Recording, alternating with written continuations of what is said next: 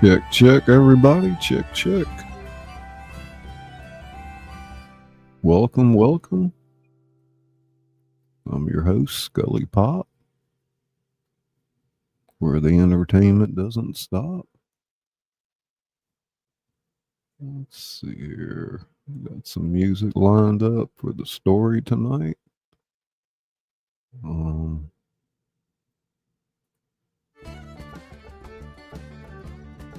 Some live footage from Dublin, Ireland. Welcome, Izzy Pop. Good to see you. The Bud Files, welcome, welcome.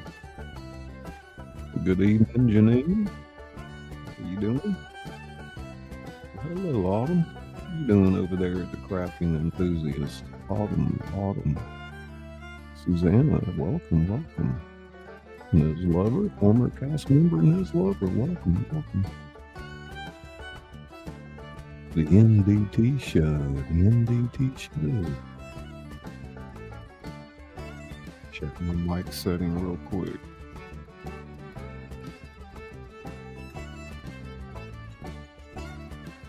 Way down there.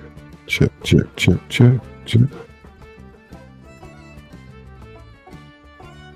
Hey y'all, it's me. This is me, the NDT show. And you don't know what time it is? Hey, Debbie Sue. Welcome, Debbie Sue. Woody Pop's in the house. Man, that's bright. I need to wear shades. Boy, it is a little bright, isn't it?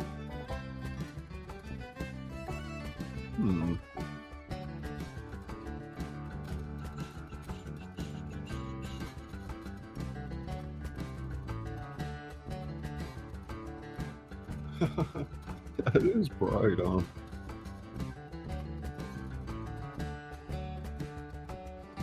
Woody Pop. Yeah, I got a pretty cool story I wrote today for you. And we'll have to deal with this again, huh? My goodness. We had a pretty good live stream last night. I figure I'd keep it going. We'll go strong for the rest of the month. How's everybody doing out there? Live shot from Dublin. The story I'm going to read takes place revolves around the Temple Bar that you see there. Now, this is one of the most famous spots in Ireland, especially Dublin, but very old place. They've been serving beer out of there for hundreds of years. The box is right.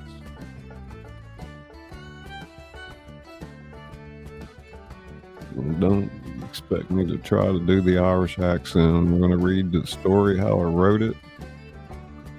And maybe we'll do a different interpretation of that another day.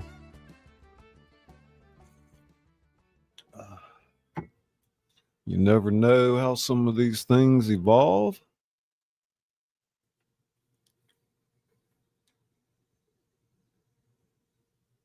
Let's see. I put that on loop, but I guess I didn't. Let's listen to Fiddles McGurty. Yeah. Grandma Teresa, welcome. Pull up a seat. Story time tonight.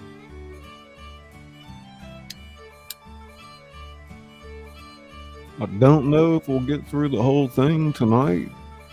It's rather long. I wrote more than I intended, but we shall see.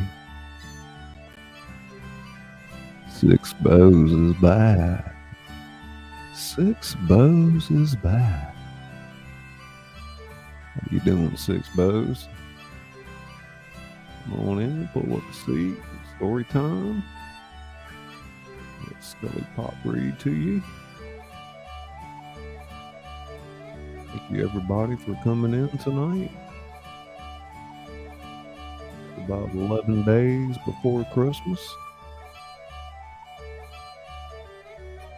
I'll probably do some replays of the Christmas productions that we did. Christmas Carol always comes off pretty good. Six Bows is back.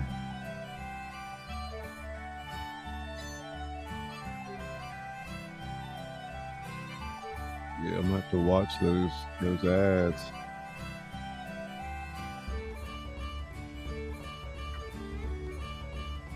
I'll probably get back on the YouTube Premium next week.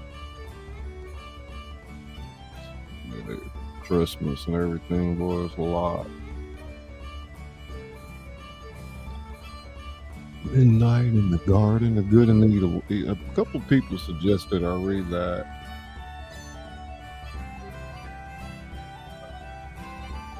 Definitely put that on the list.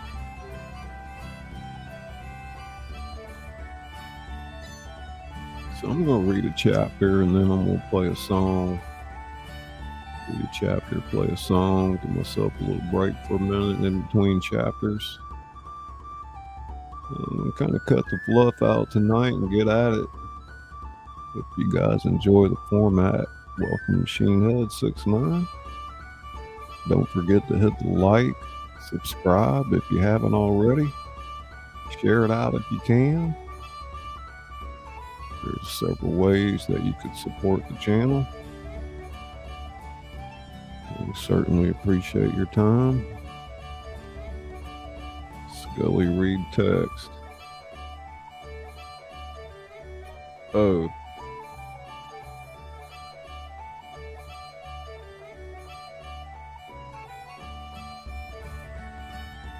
Huh?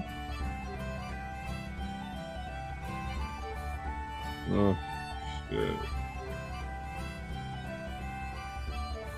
I don't know if I'm gonna be able to deal with that right now. My thinking cap on too hard. It's that car coming down that road.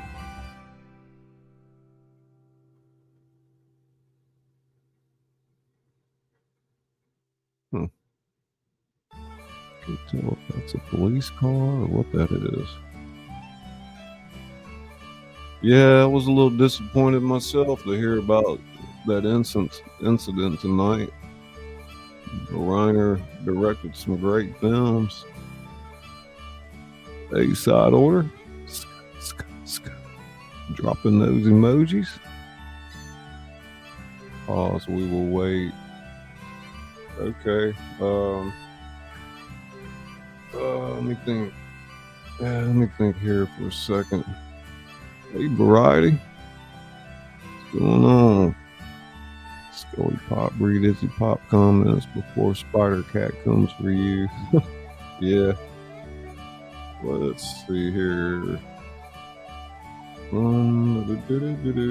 can't even think what I need to do. Alright, I need to unlock my card for one.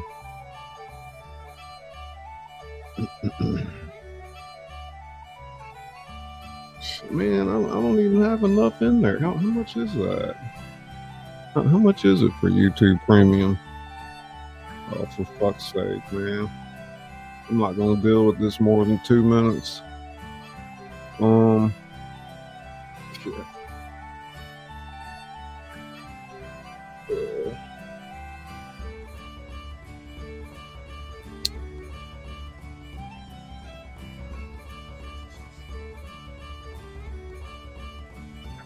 It's kind of hard. Never mind. Just give me a second, y'all. Let's see.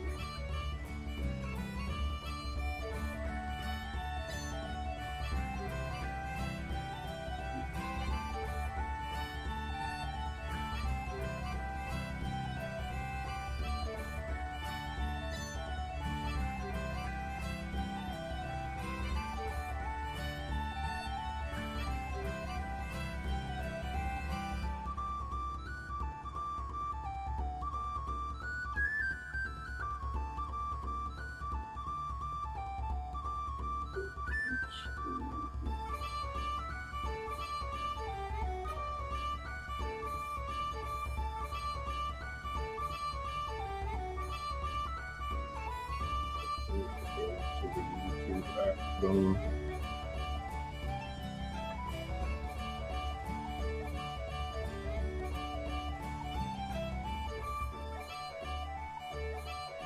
Change the music, y'all. Just bear with me.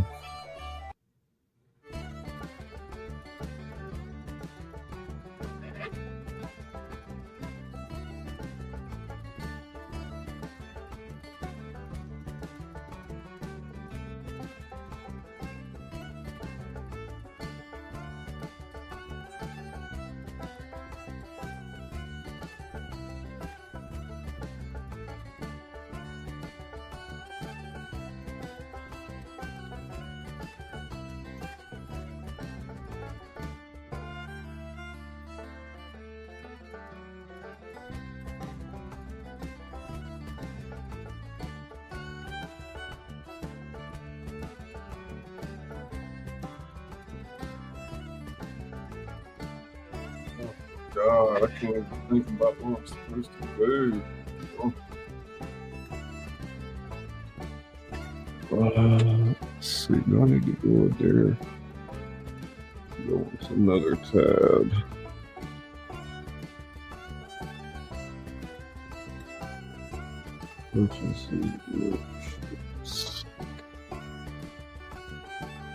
YouTube Premium. Okay, I think I got it figured out.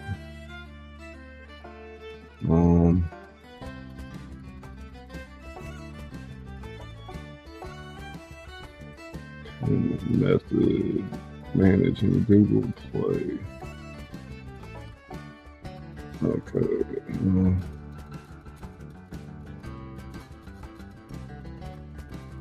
Fix payments.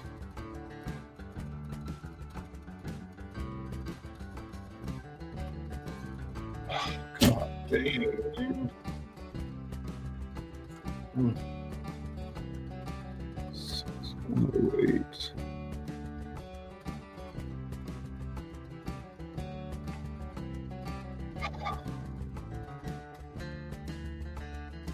Oh my God, just said it fucking declined it, dude. I swear, if this doesn't work, I'm not gonna do this tonight.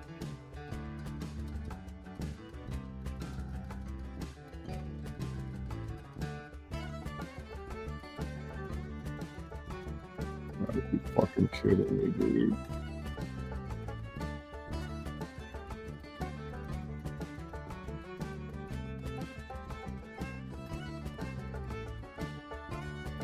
Shit.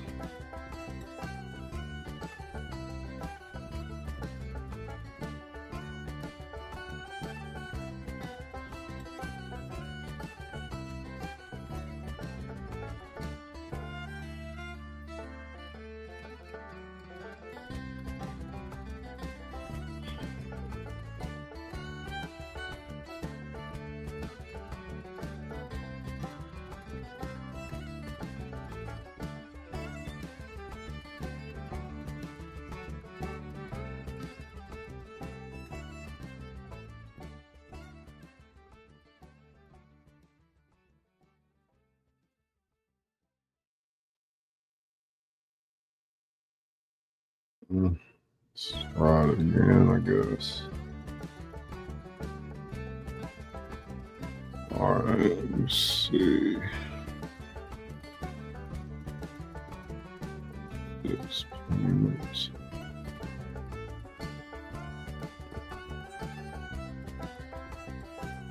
Okay, we got it now. Oh, shit. Fuck, I was 3 cents short, man. 3 pennies. It declined the damn thing. Okay, y'all. Y'all put a 10 in the chat. Let me know if you're still here. Let me regroup myself. Yeah. I'm so discombobulated right now. Just give me a second.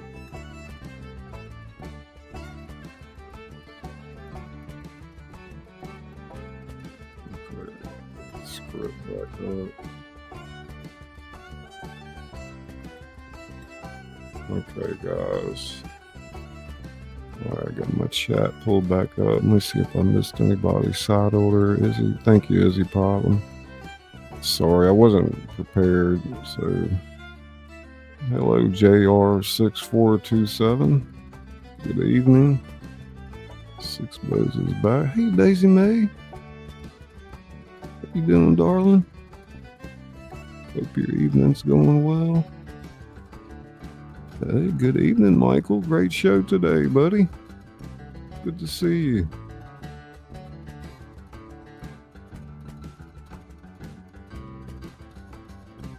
I can't stay. I'm headed off the bed, but I want to pop over and give you a thumbs up. Yeah, you can check out the replay later. I wore it out today. Variety Trading Card Collector, welcome, welcome. Okay, I think I'm caught up there. Let me set the chat aside. We got our live stream of Dublin there. Got some music laid out. Think we're good. We don't have to go through those commercials anymore, which is kind of like really nice. I don't know if y'all ever got the YouTube Premium before, but it's got some benefits. There's Autumn. How you doing, darling? Country girl, country girl. It's got skull emojis.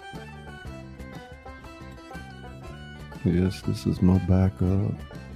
Other got taken because AI doesn't know when these cats are fake. I'm lurking, but I'm here. Do you need to refresh the Earth tab? I think I was literally 3 pennies short. Like, what the fuck, man? Ugh.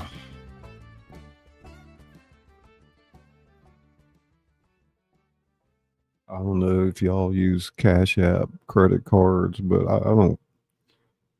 I mean, I wouldn't keep a lot extra in there anyway. Sometimes they get in there, different companies, and get your money, and you have to go through an act of Congress to get it back.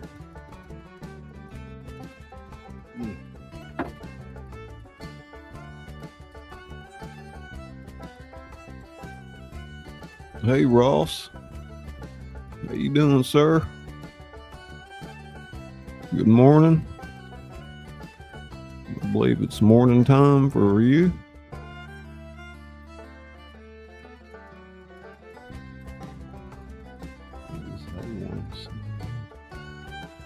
I'll probably just start at the top. Let's see, I got 9 songs. So it's 5, 6, 7, 8. 1, 2, 3, 4, 5, 6, 7, 8. 4, 6, 7, 8, 9. Yeah.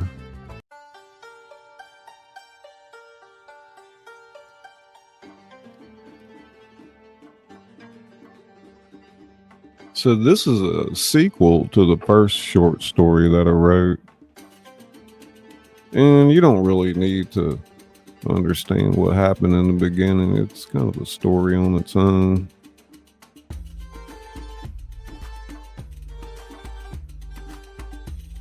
Okay, I'm just gonna have to ignore this chat, man, and get at it. Almost ready.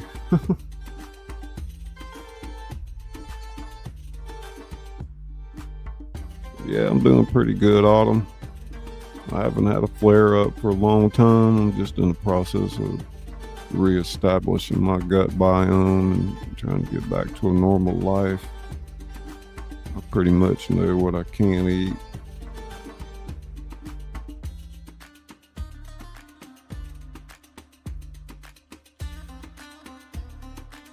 Who is that? I'm gonna check that out. Hang on. God, man, I must not see good up close anymore. I swear I go press buttons up close and I hit something else. What the fuck? Jesus. Any of this shit work? What the hell is going on?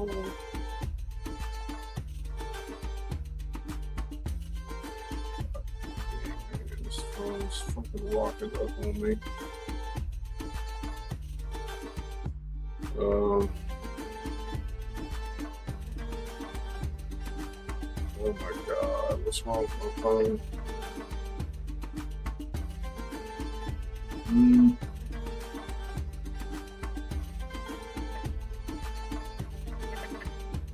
Okay, what the fuck is that commercial doing on there? Are you fucking kidding me?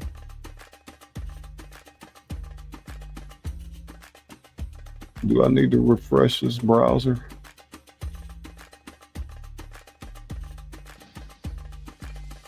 Oh, what the fuck?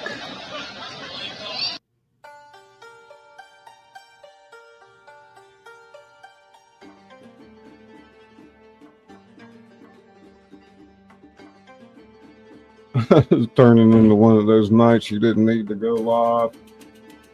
What the fuck?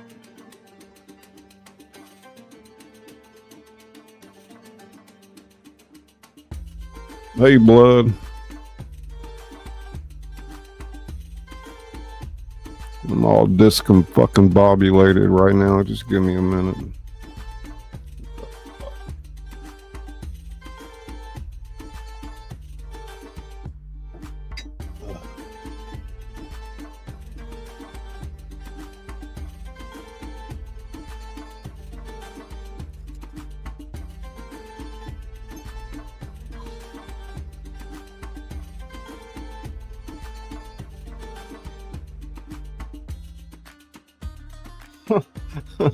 Yeah, right.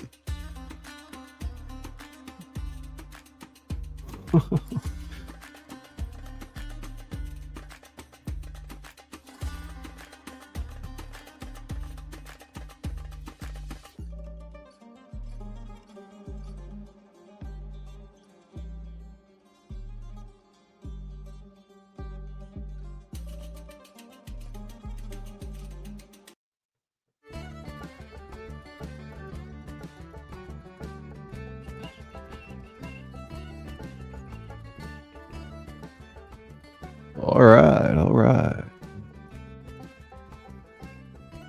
Spider Pig.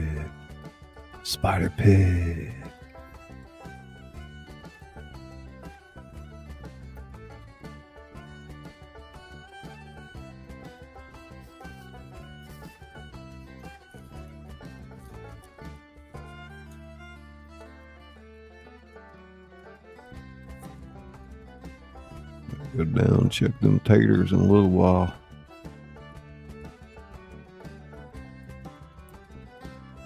Say what? I didn't know you talked like that. I say, I love my tea. Tonight, we're going to be taking you to Dublin, Ireland. So buckle your seatbelts. It's quite the ride. And we'll see you on the other side.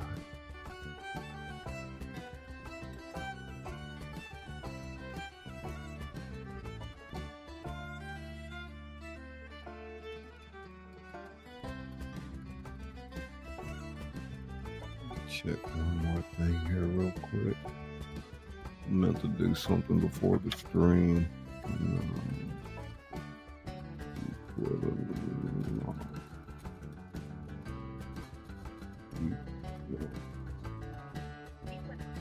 That's what I thought.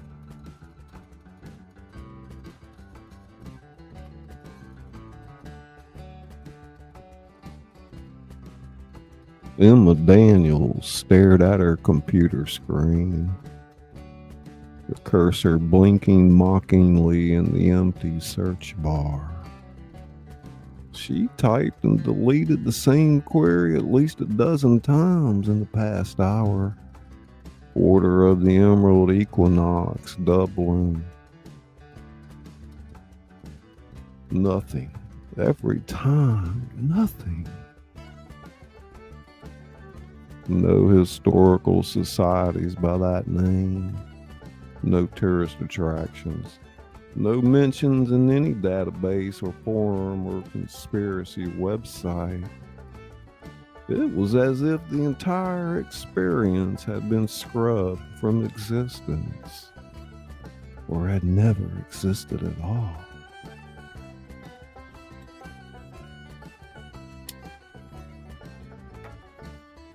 You still at it? Jack's voice made her jump. She quickly closed the browser tab, but not before he caught a glimpse of the screen. He leaned against the door frame of their home office, still in his work clothes, tie loosened.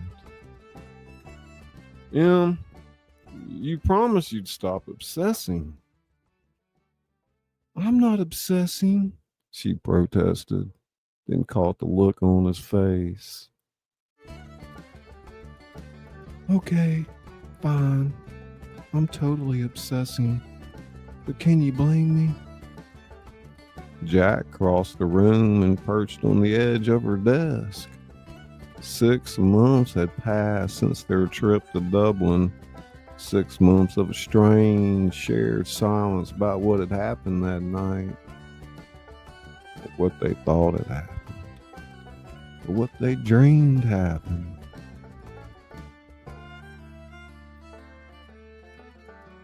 Neither of them was entirely sure anymore. I had the dream again last night. The one with Malcolm Byrne and the chambers beneath the pub. The Morrigan. She touched her throat unconsciously, where in her waking life she could no longer wear the Rowan tree pendant. She'd lost it somewhere during their trip. Or had she? The memories were maddeningly unclear. Me too, Jack said, surprising her.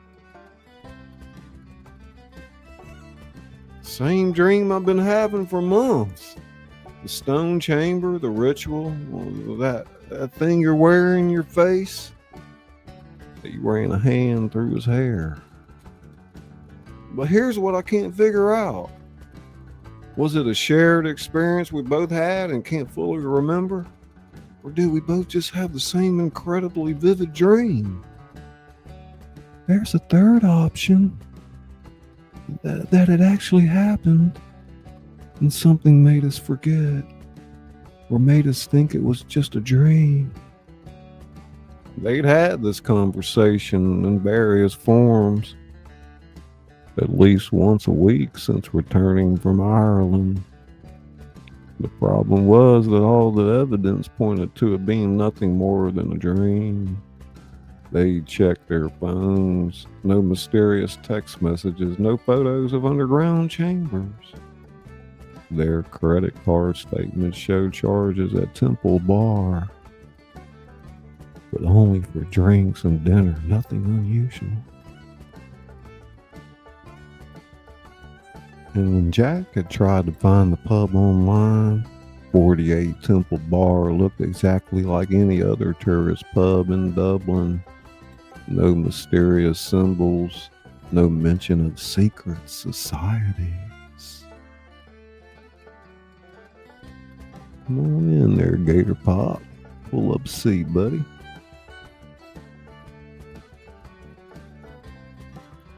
Yet the dreams persisted, vivid and detailed, always the same.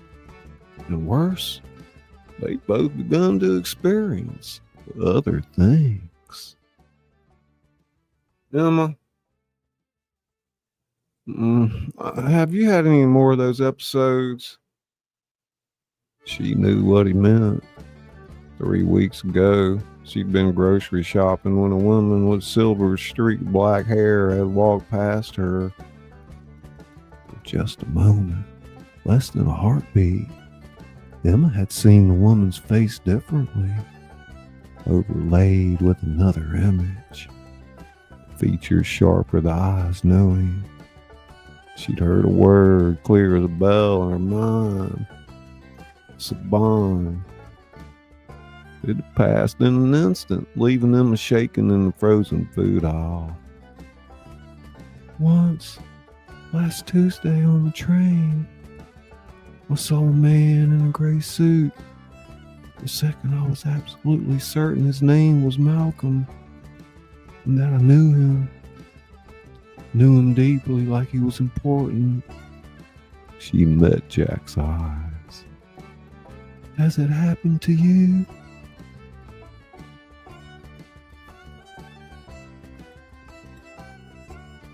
A few times. Last week at work, I was sitting in a meeting. I suddenly just knew. My colleague Dave was lying about the project timeline. Not suspected, my guess, knew. And I was right. He admitted it 2 days later. Emma felt a chill run down her spine.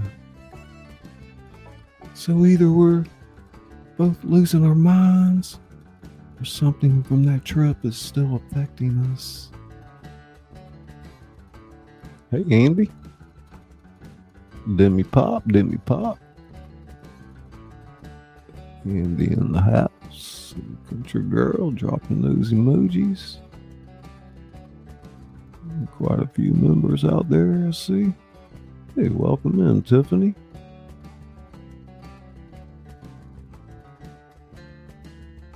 Country girl.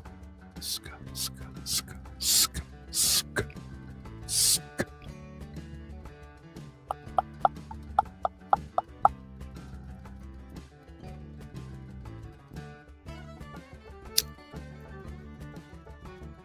There's something else, Emma.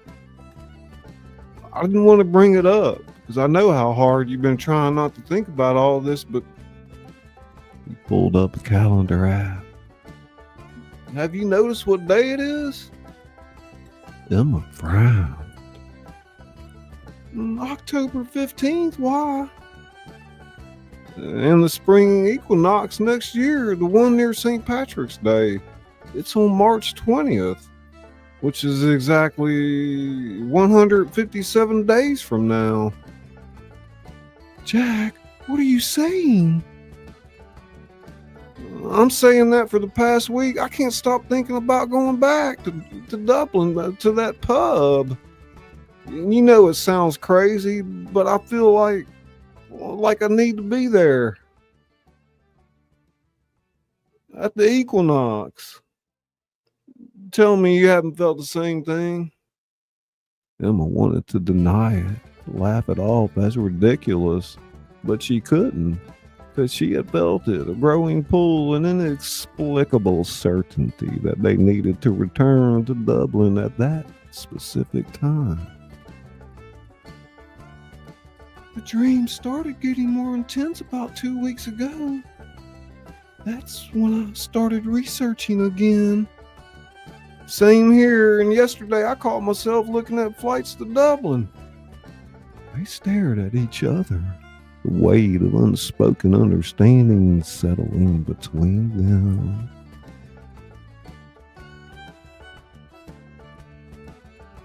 This is insane. We're talking about planning an entire trip based on shared dreams and vague feelings. That's not rational behavior. Nothing about this has been rational, but here's what I know for certain. We both experienced something in Dublin. Whether it was real or shared delusion or something else entirely, happened to both of us. Whatever it was, it's not done with us. Emma stood and walked to the window, looking out at their quiet suburban street in Newton, Massachusetts. Their normal life. Their safe, predictable routine. She worked so hard to rebuild that normalcy after the unsettling confusion of their return from Ireland. Normal felt increasingly like a lie. If we go back, we need to approach this differently. Document everything. Take photos, videos. Keep detailed record. If something happens, something real, We need proof this time. So we're doing this? We're actually going to go back? Emma turned to face him.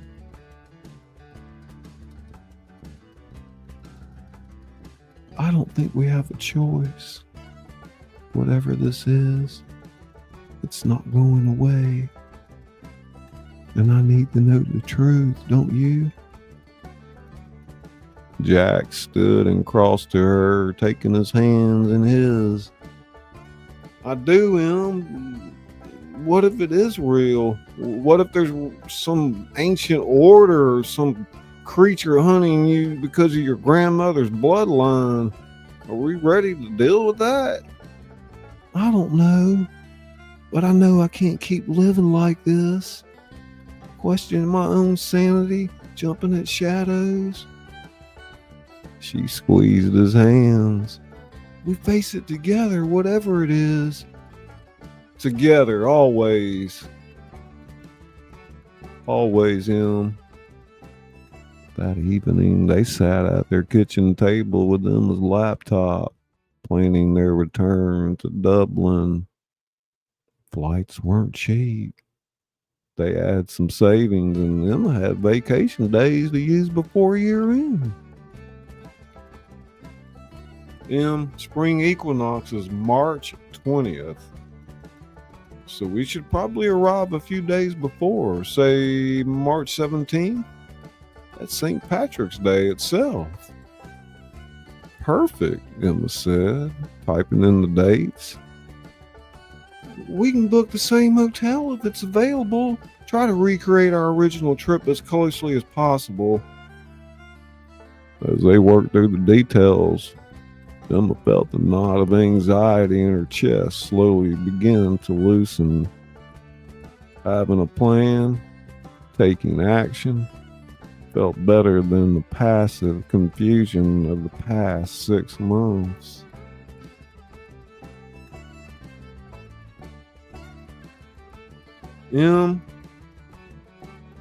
What if we get there and nothing happens? What if Temple Bar is just a normal pub and there's no secret society and no mysterious ceremony? And we have a nice vacation in Dublin and come home with our sanity intact, okay? Honestly, that wouldn't be the worst outcome. But you don't think that's what will happen? No, I don't. Jack nodded slowly. Neither do I. They finished booking their flights, Boston to Dublin, departing March 17th, returning March 24th. And Emma felt a strange sense of relief mixed with apprehension. They were committed now. As she closed her laptop, her phone buzzed with a text from her mother. Just thinking about you, honey. How are you feeling? Emma smiled. Her mother had been checking in more frequently since they returned from Ireland, concerned about what she called Emma's distraction.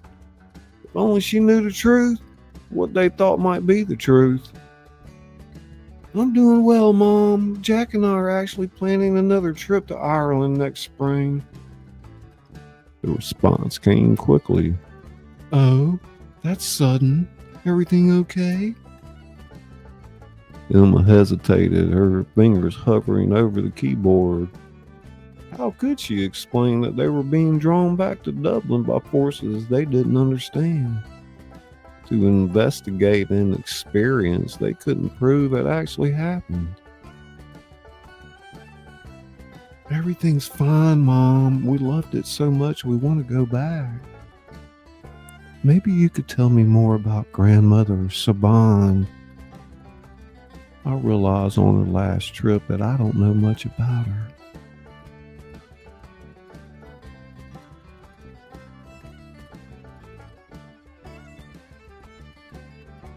A long pause this time before her mother replied. There's not much to tell. She left Ireland when she was young. Never talked about it much. Why the sudden interest? I'm just curious. I'll call you this weekend and we can chat. Okay, sweetheart. Love you. Emma set her phone down, found Jack watching her thoughtfully. You think your mom knows something? I think there's a lot about my grandmother that I was never told. And maybe it's time I found out why. That night, Emma lay awake long after Jack had fallen asleep beside her. Through their bedroom window, she could see the full moon hanging bright and cold in the October sky. Somewhere in Dublin, 7 time zones away, the sun was rising over the river Liffey. She thought about the pendant she'd worn, or dream she'd worn, with its rowan tree design. About the woman in her dreams with her face in the amber eyes. About the pull she felt growing stronger each day to return to a place she couldn't quite remember visiting. Who are you? She whispered into the darkness.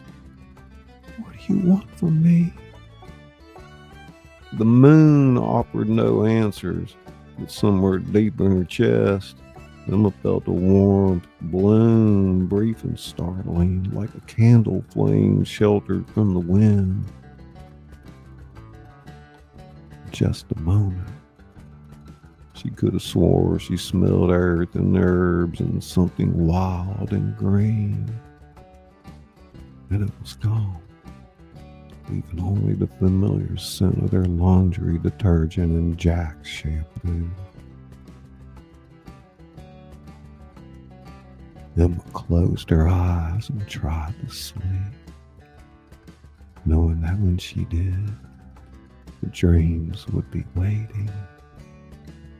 The stone chambers, the chanting, the silver-haired man named Malcolm, warning her about something she couldn't quite remember.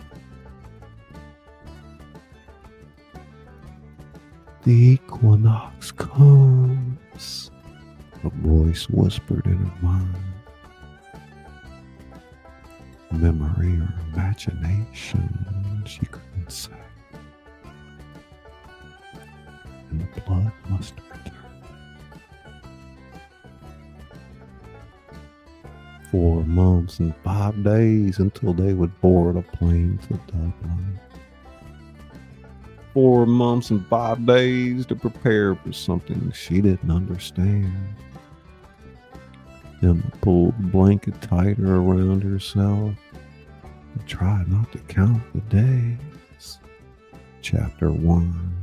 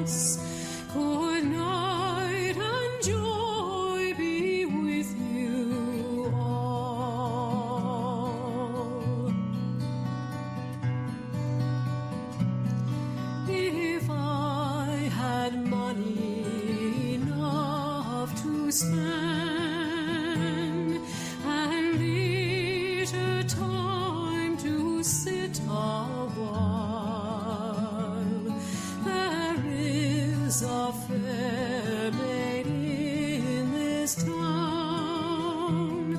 Oh, sorely has my heart beguiled. Her rosy cheeks and ruby lips alone she held my heart enthralled. Then fill to me the parting glass. Good night and God be with you all.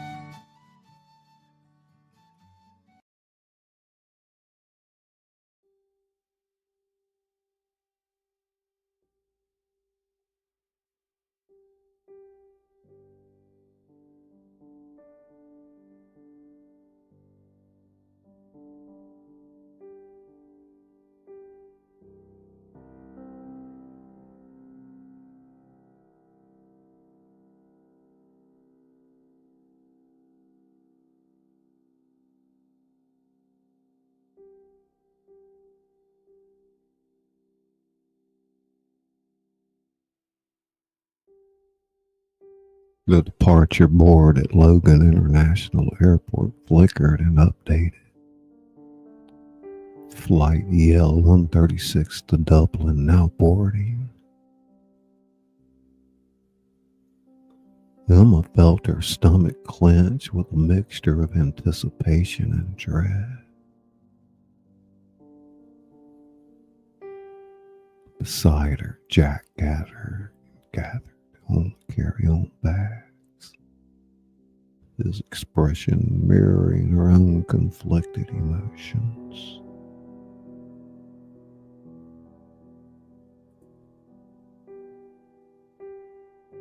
Hey, Casper. Misha. Thank you, Izzy. Thank you. Scared me. You scared me. Did I scared you?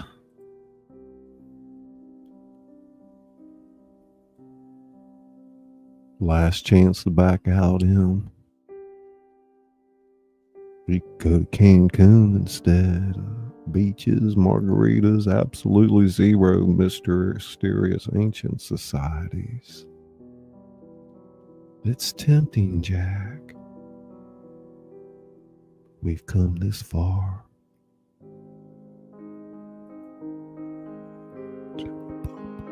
Jim.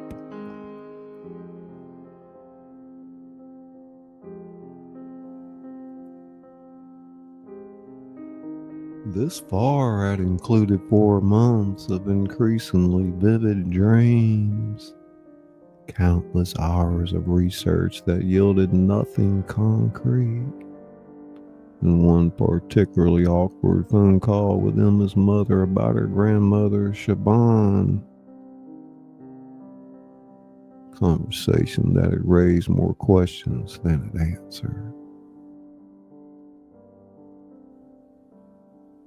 Her mother had been evasive, changing the subject whenever Emma pressed for details about why Siobhan had left Ireland or what her life had been like before emigrating.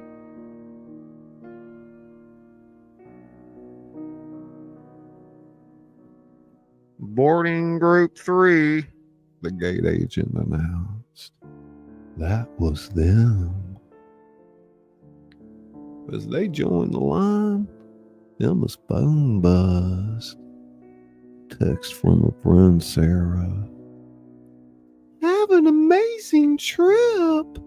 Send pics of all the green beer. Emma smiled wryly and pocketed the phone.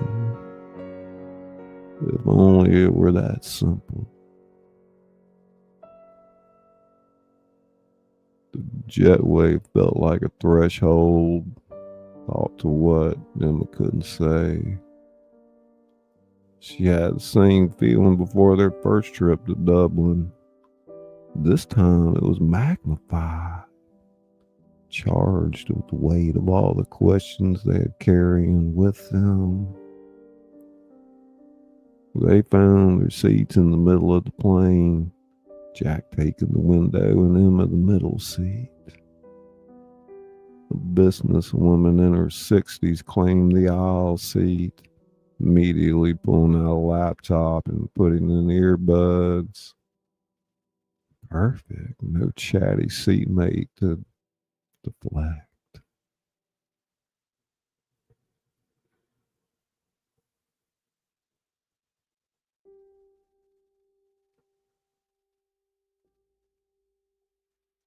As the plane filled and the flight attendants began their safety demonstration, Emma felt Jack's hand find hers. Whatever happens, we document everything this time. Photos, videos, voice memos, everything. Agreed. Emma had already loaded her phone with recording apps and brought a small notebook to keep written records. They learned their lesson about relying on memory alone. Welcome, Vicky and Lori. Shared it out. Thank you, thank you. I wrote this today.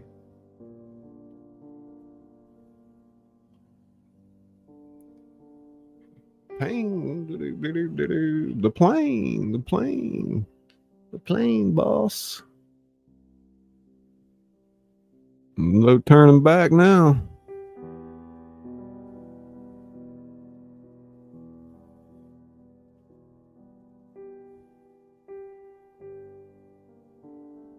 Okay, so our first trip to Dublin, March 10th through 17th last year.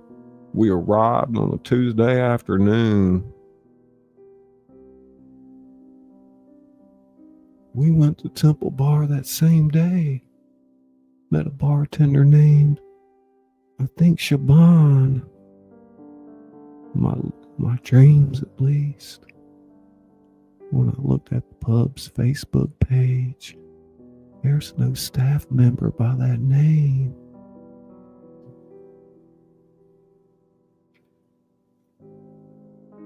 Right, and then we met Malcolm Byrne, who claimed to be part of something called the Order of the Emerald Equinox, which doesn't exist, at least not in any historical record we could find. No society by that name, no building permits for chambers beneath Temple Bar, nothing.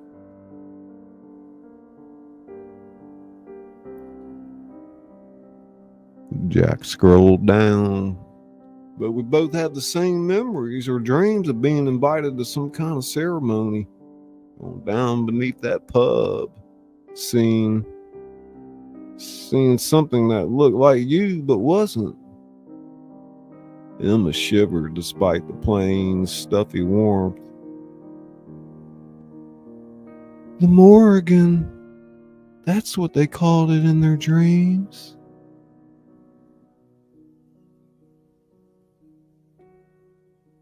Which, according to Irish mythology, is a goddess associated with war, fate, and death. Often appears as a crow, but can take other forms, sometimes described as a shape shifter. But here's what I keep coming back to. Why would we both have the same detailed dreams? And why do they feel more like memories than dreams? There are documented cases of shared dreaming. Couples who spend a lot of time together, whose REM cycles sync up, reporting similar dream content. Similar, maybe, but not identical. Narrative dreams that pick up where they left off each night. Emma shook her head, and that doesn't explain the other stuff.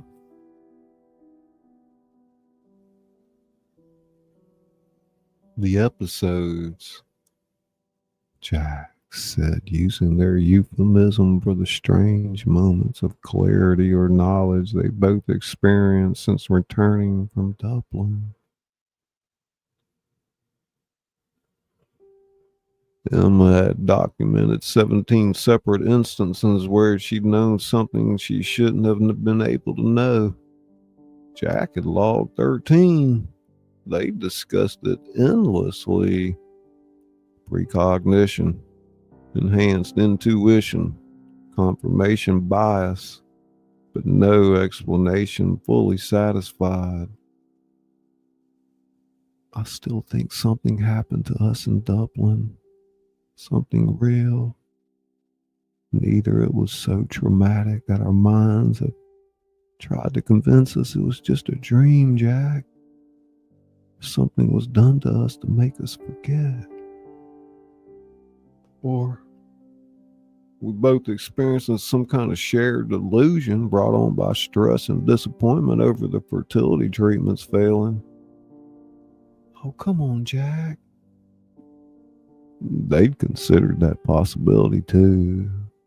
Their first trip to Dublin had been meant as a reset, chance to reconnect after the emotional toll of unsuccessful IVF treatments. What if the stress had manifested in some kind of shared psychogenic episode? I don't think I believe that anymore. The dreams are getting more detailed, not less. And the pull to come back, Jack, it's not psychological. It feels almost physical sometimes.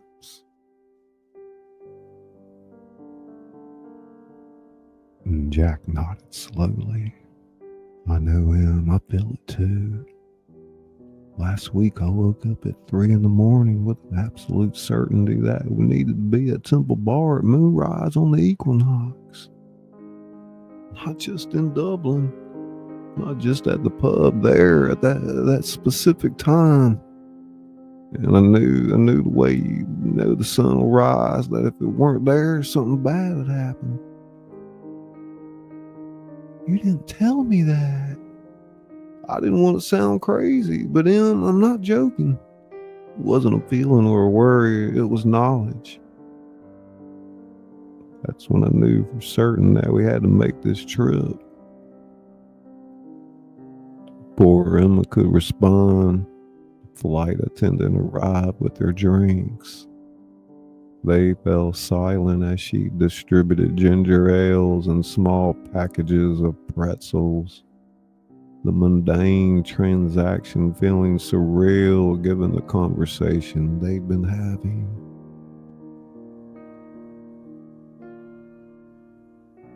Once she moved on, Emma opened her notebook to a page where she'd been compiling questions.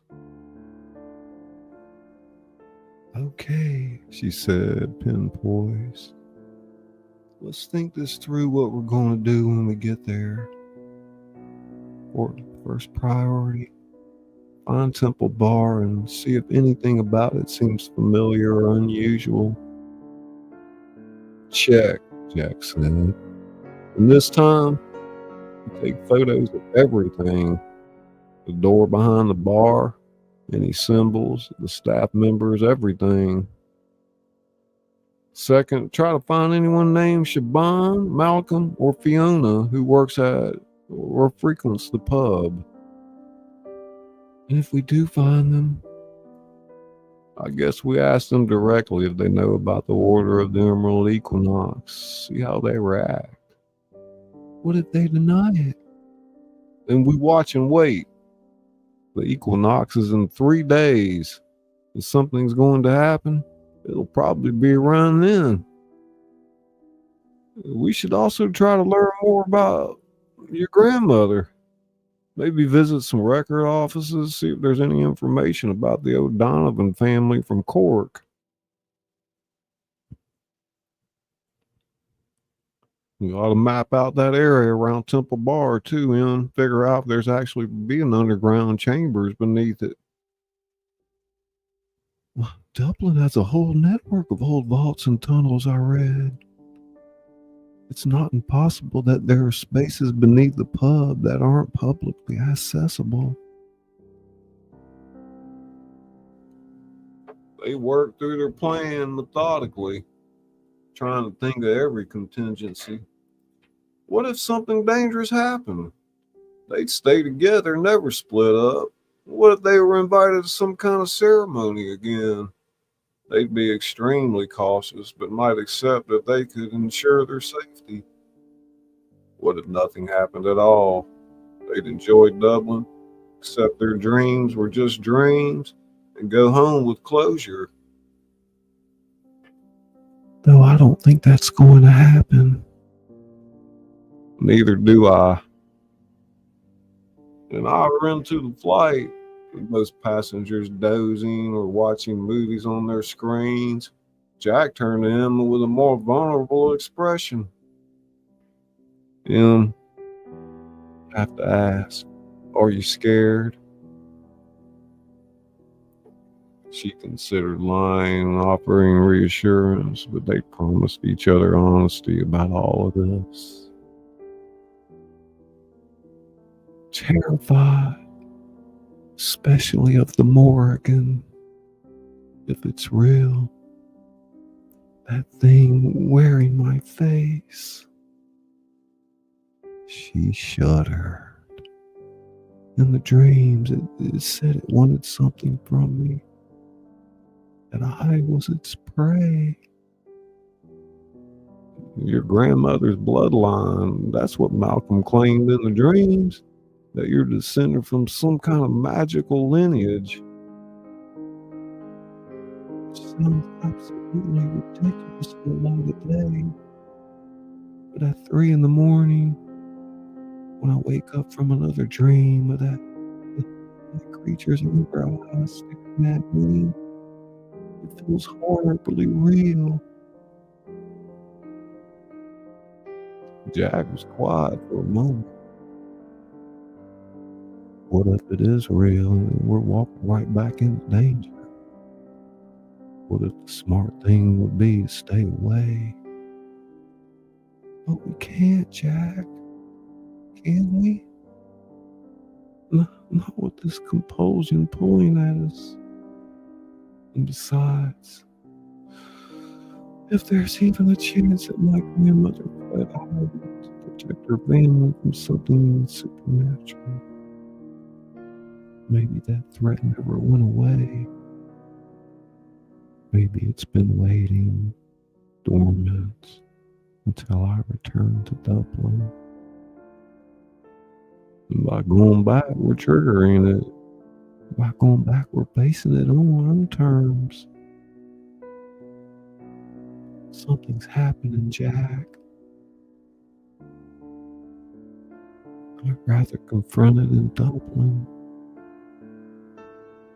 Or at least there might be people who understand it and wait for it to manifest in our living room in Massachusetts.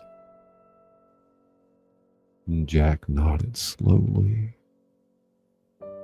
Okay, you're right. We face it head on. Together. Always together. As the night deepened and most of the cabin fell asleep, Emma found herself unable to rest. She stared out past Jack at the window, where the Atlantic Ocean stretched black and endless below them. Somewhere ahead, still hours away, Ireland waited. She thought about her grandmother Siobhan, who left that island nations decades ago, never returned.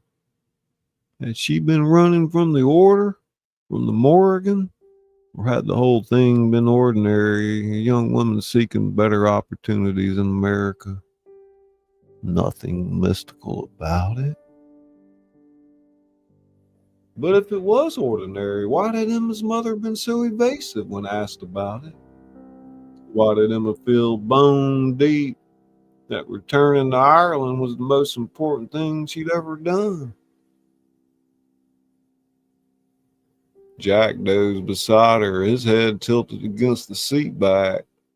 Emma envied him the ability to sleep.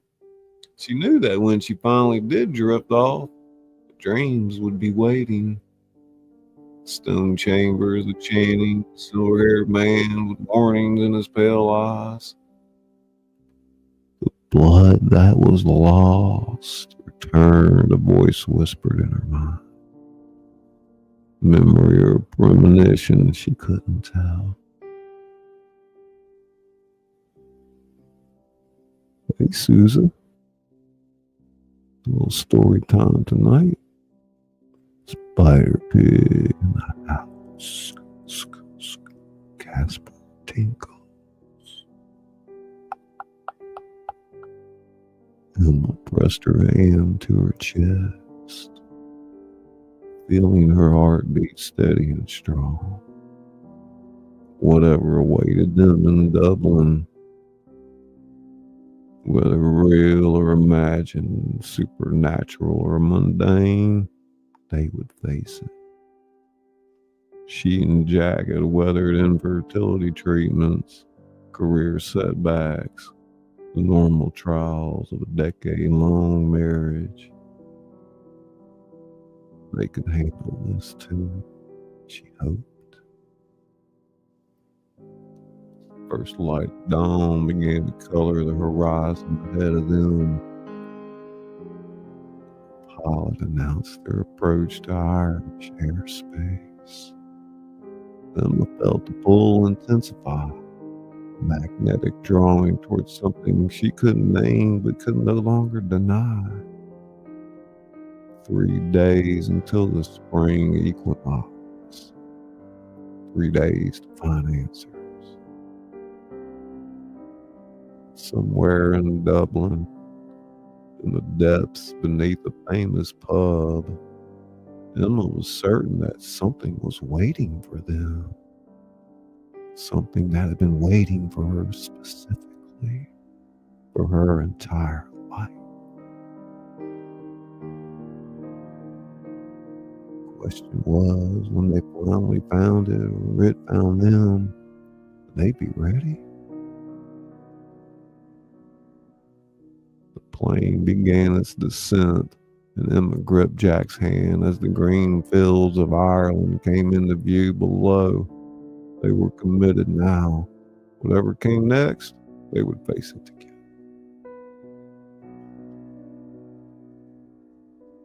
Welcome back to Ireland, Jack murmured, awaking as the landing gear deployed with a thunk. Then squeezed his hand tighter. Let's hope we survive at this time. She meant it as a joke, but neither of them laughed.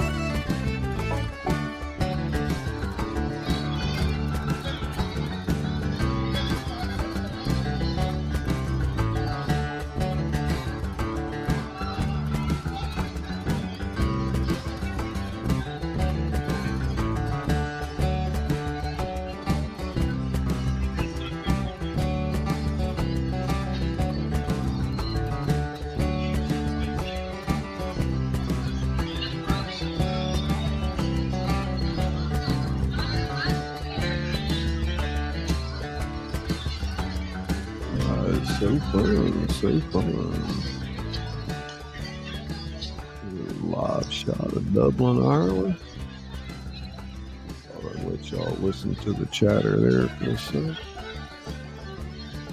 Good to see you, Flow Farmer. Deepa, welcome. Welcome, Deepa. James Master 1.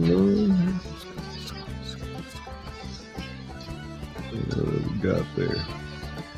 Misha Lee. Stay tuned. Casper Northerner. Marcel Little Fish in the Kitchen. Welcome, welcome. Flow Farm member for 5 months. Awesome, awesome. Y'all check your membership for a milestone. 15 wonderful emojis at your disposal.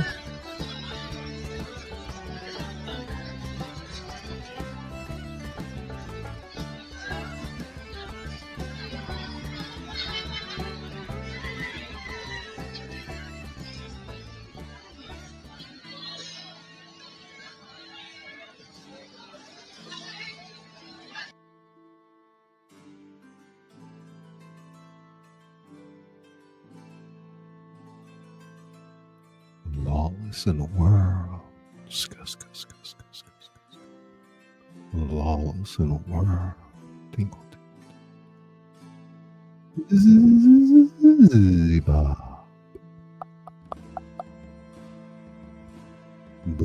Blaster.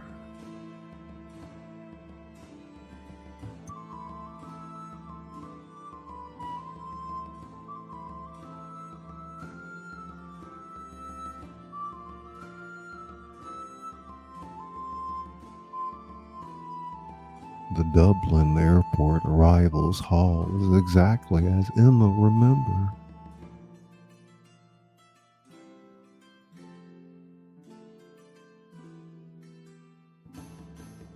Bright, modern, filled with the buzz of travelers and the lilting accents of Irish voices. Yet something felt different this time, wrong. You feel it too, don't you? Jack murmured as they waited for their luggage at the carousel.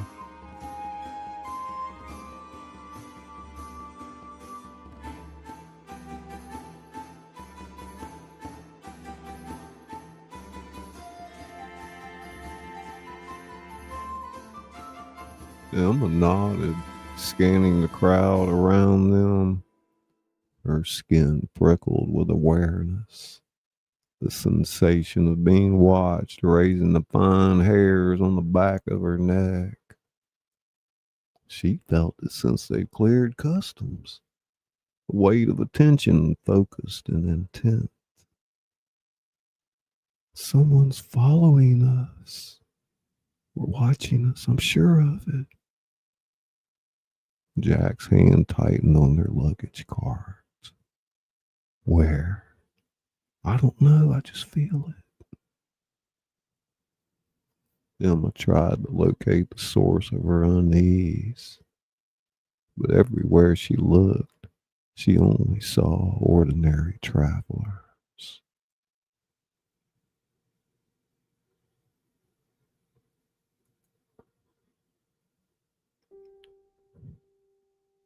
Their bags arrived and they loaded them quickly onto the cart. As they headed toward the exit to find their taxi, Emma caught movement in her peripheral vision. Figure in a dark coat turning away just as she looked. Jack, I saw it. Gray coat near the coffee stand, but they're gone now. They emerged into the cool March morning. The sky overcast and threatening rain. Queue of taxis waited at the curb, and they joined the line behind a German family with too much luggage.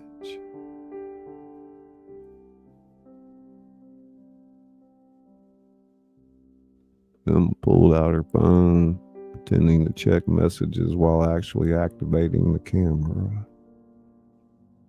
She held it casually at her side, angled to capture anyone approaching from behind.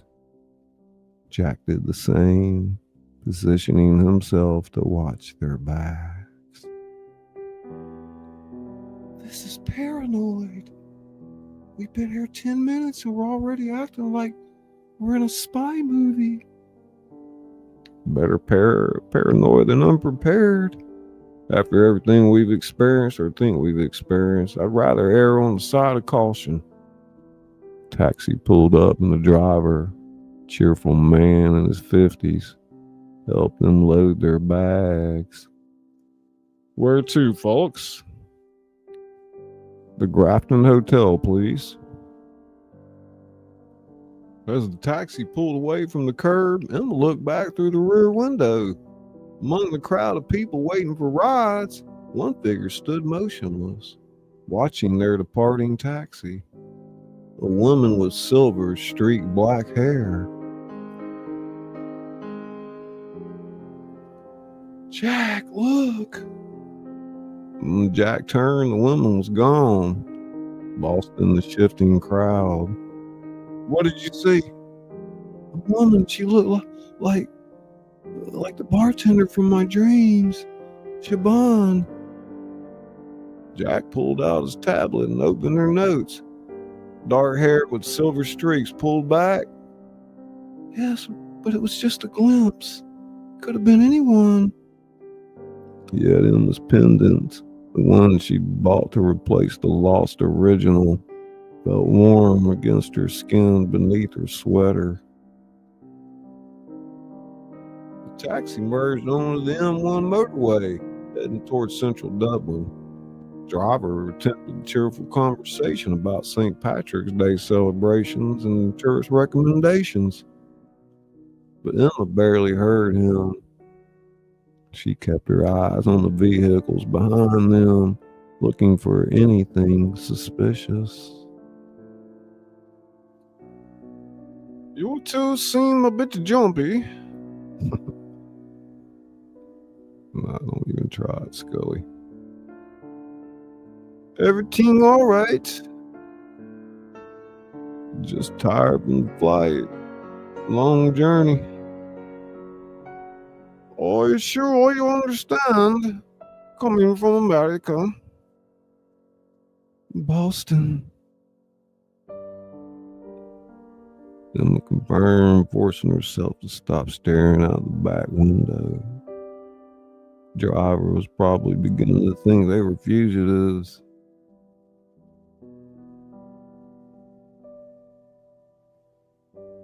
Lovely city. My cousin lives there. Actually in Salty. The driver launched into a story about his cousin's pub in South Boston, and Emma tried to relax, letting the familiar cadence of his accent wash over her. But the feeling of being watched never quite left. 20 minutes later, they pulled up in front of the Grafton Hotel. Emma had specifically chosen it because it was only a short walk from Temple Bar, close enough to get there quickly, but not so close that they'd be constantly in sight of the pub. As Jack paid the driver and they gathered their luggage, Emma scanned the street. Morning shoppers moved along the sidewalk. A group of students laughed outside a cafe. A businessman spoke urgently into his phone.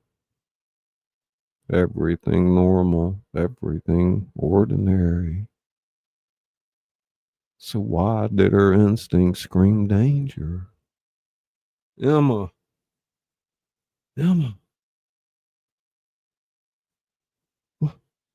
There in the shadows of a doorway stood a tall man in an expensive suit, silver hair gleaming in the gray morning light. He was watching them directly, making no attempt to hide his attention. Emma's heart hammered. Malcolm. The man raised his hand in what might have been a greeting or a warning. Exact same gesture she remembered from her dreams. Then he turned and walked away, disappearing into the crowd with startling speed. Did you? I saw it. He pulled out. He pulled out. I saw it, Em. We need to check in and regroup, figure out what's happening. Inside the hotel, the check-in process felt surreal. The clerk was friendly and efficient, explaining breakfast hours and Wi-Fi passwords, while Emma fought the urge to look over her shoulder every few seconds. Were they being watched even here?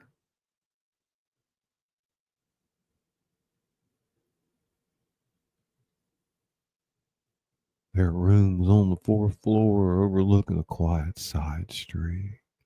Jack immediately went to the window, scanning the street below while Emma collapsed on the bed, adrenaline finally ebbing.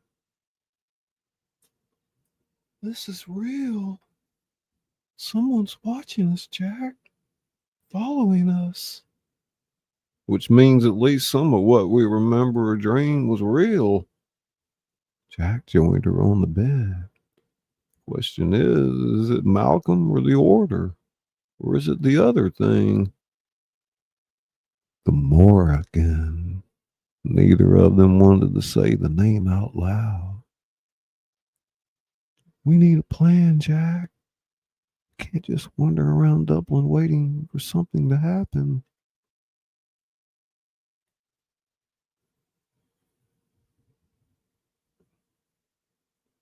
It's risky, Em. If they're hostile, we'll be walking into their trap.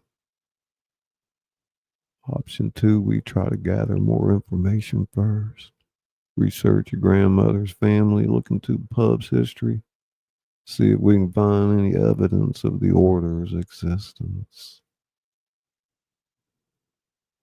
They looked at each other, weight of the decision settling between them. We do both. We spend today gathering information.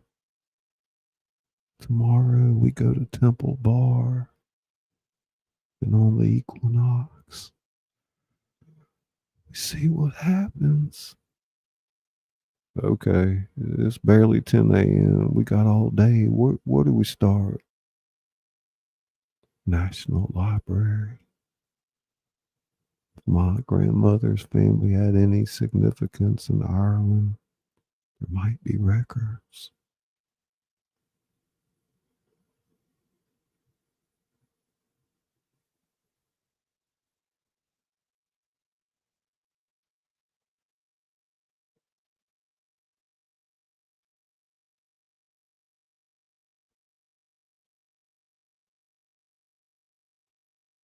I've been waiting for you.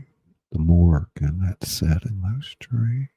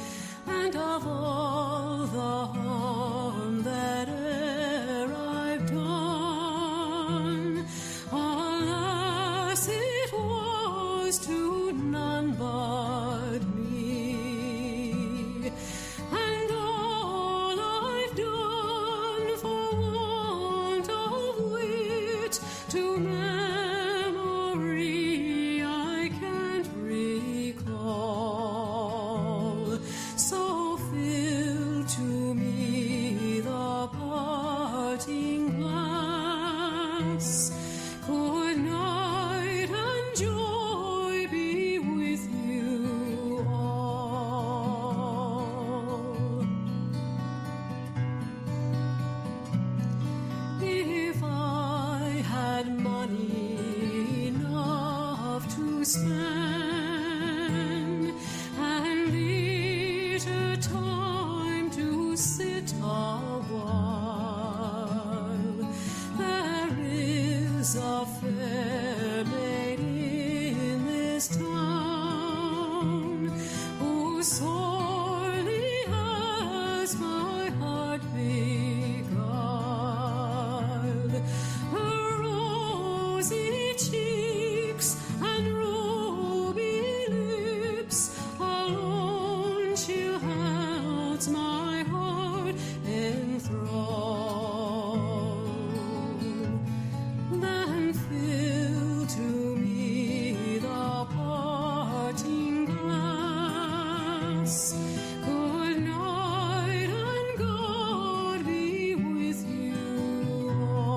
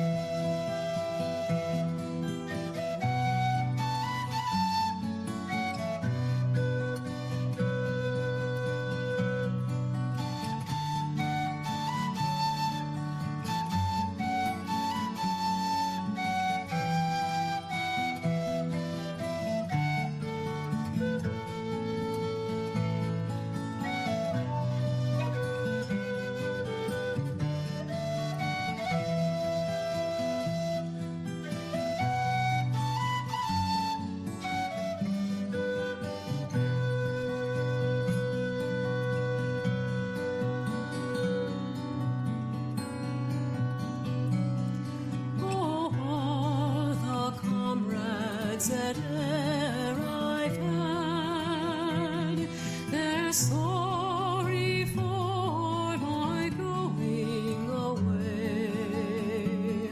And of all the sweethearts that e'er I had, they'd wish me one more day to stay. But since it falls into my lot that I should rise and you should not, I'll gently rise and softly call. Good night and God be with you all. So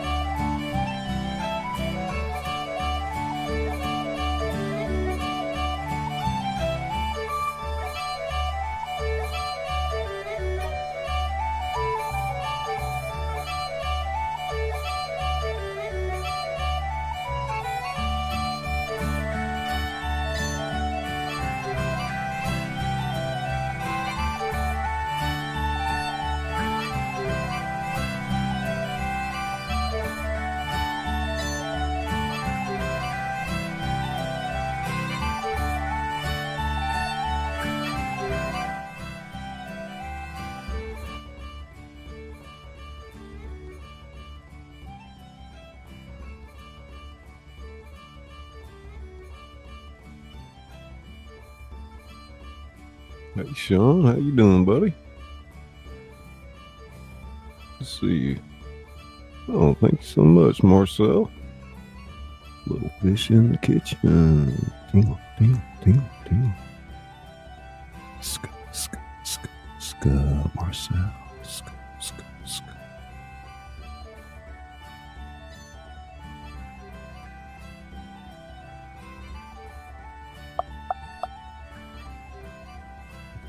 Going back every time. Let's see here, guys. Chapter 4. Chapter 4.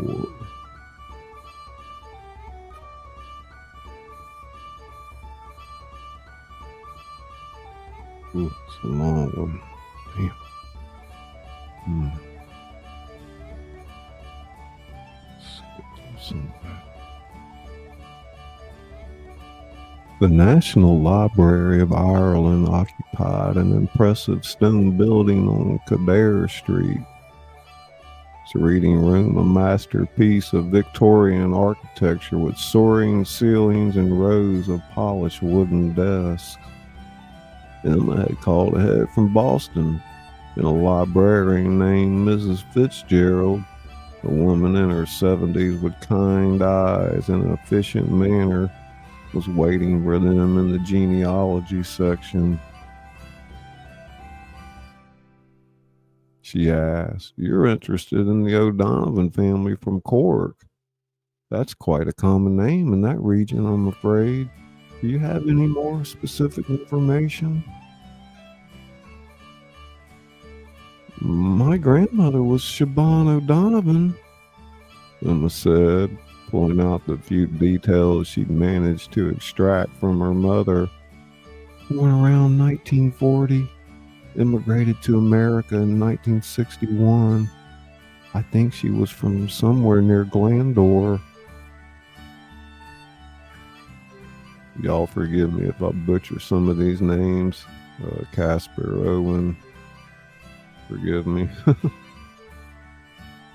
Mrs. Fitzgerald's expression shifted just for a moment, something that looked like recognition or perhaps concern, but it passed so quickly Emma wondered if she'd imagined it.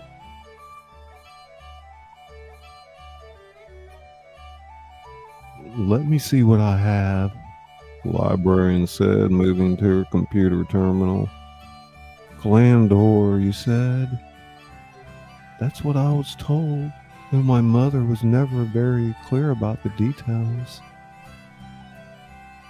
Jack had already pulled out his laptop, preparing to photograph any documents they found.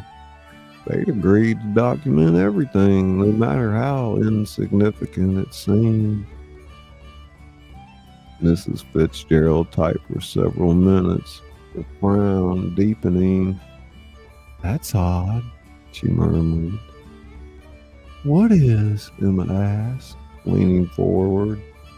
"Well, I'm finding several O'Donovan families in the Cork area from that time period, but there's a gap in the records for the Glandor region from 1958 to 1962 specifically."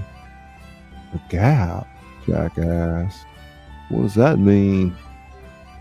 "Birth records, death records, property transfers, they're all missing or incomplete for that 4-year period."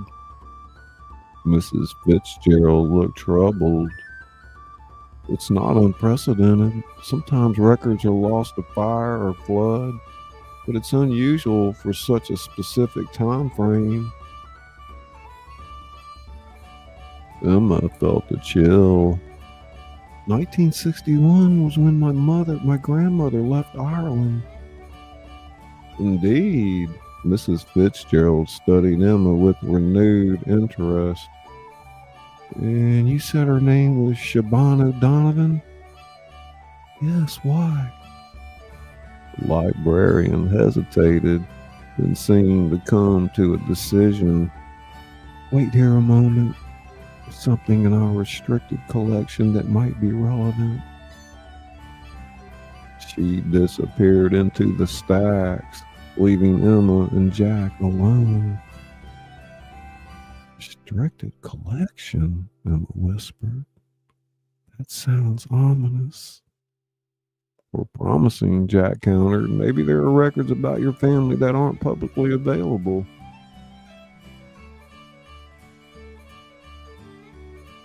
Mrs. Fitzgerald returned 5 minutes later carrying a slim folder marked with a red classification tag.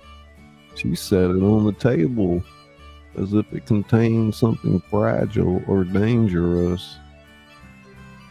What I'm about to show you is typically available to researchers. But given your connection and the unusual circumstances surrounding the Glandor records, I think you should see this. She opened the folder to reveal a newspaper clipping from the Irish Times, dated September 3rd, 1961. The headline read, "Mysterious Fire Destroys Glandor Estate, 3 Dead."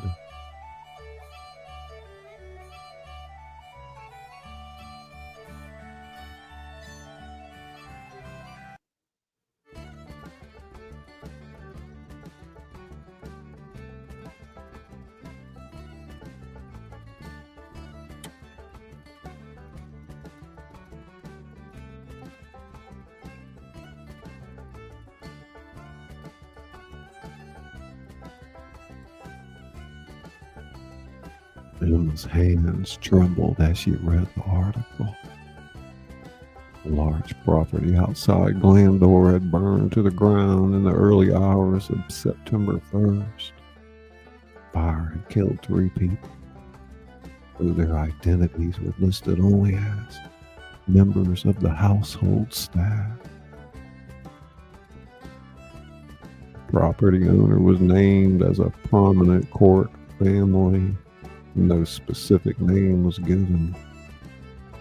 That's strange reporting, Jack observed. Why wouldn't they name the owner? Keep reading, Mrs. Fitzgerald said. Emma scanned down to the final paragraph. Local authorities have closed the investigation, attributing the fire to an electrical fault. However, several residents reported seeing unusual lights in the sky above the property in the days preceding the fire, and strange sounds coming from the grounds. The estate's primary resident, Mrs. Siobhan O'Donovan, was not present during the fire and could not be reached for comment. Emma's vision blurred. She read the paragraph again, and a third time, each word sinking in with increasing weight. My grandmother, she owned the estate? It appears so, Mrs. Fitzgerald said gently, and there's more. She produced another document, this one older, more fragile. Property deed from 1910, transferring ownership of the Glandor estate to the O'Donovan family in perpetuity. With restrictions, though. Restrictions? Jack asked. The property could only be inherited through the female line, and the heir had to be of pure blood and proper dedication to the old ways. That's the exact wording. The old ways? What does that mean? In context, it likely refers to pre-Christian Irish traditions. There were several families in rural Ireland who maintained those practices well into the 20th century, though most did so quietly. So Emma's grandmother came from an old family that practiced, what, Celtic paganism? Perhaps, Miss Fitzgerald said, though I should tell you there are other documents in this file that suggest something more specific. Have you ever heard of the Order of the Emerald Equinox? Emma's heart stopped. She and Jack locked eyes, shock rippling between them. You know about them? Mrs. Fitzgerald's expression grew guarded. I know they existed, a secret society that claimed to preserve ancient Irish mystical traditions. They had chapters in several cities, but their main seat was in Dublin. Most historians consider them a historical curiosity. Wealthy eccentrics playing at Druidism in the Victorian era. But, Jack prompted, there are some of us who study Irish folklore and the mythology who believe they were more than that. They were guardians of something old and powerful. And that certain families, like the O'Donovans of Glandor, were bound to them by blood and duty. Emma's mind raced. My grandmother was part of the order? More than that, according to these documents. Miss Fitzgerald pulled out a final piece of paper, a letter, handwritten on heavy stationery. This was found in the ruins of the estate. It's addressed to Siobhan O'Donovan, dated August 30, 1961, 2 days before the fire. Emma took the letter with shaking hands and read aloud. Siobhan, you cannot run from your duty.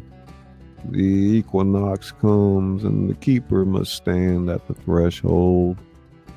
Your absence will doom us all.